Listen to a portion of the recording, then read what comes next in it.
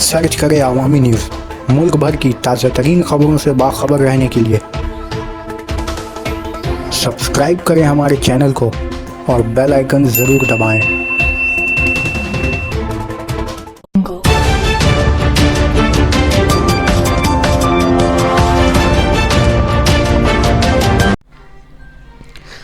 राजीव कुमार की सुराग में सीबीआई मेचीदा पहुंची।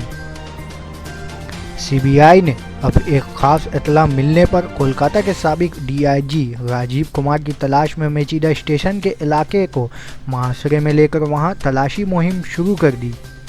शारदा मामले में सीबीआई राजीव कुमार को कई दिनों से तलाश कर रही है। याद रहे कि बुध को राजीव कुमार के मामले की सुनवाई हाईकोर्ट में होगी।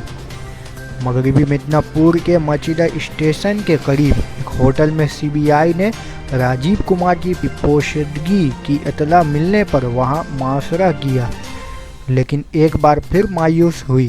राजीव कुमार को सीबीआई को हिरासत में लेने की कोशिश में है, मगर अब तक वो रदपोश है।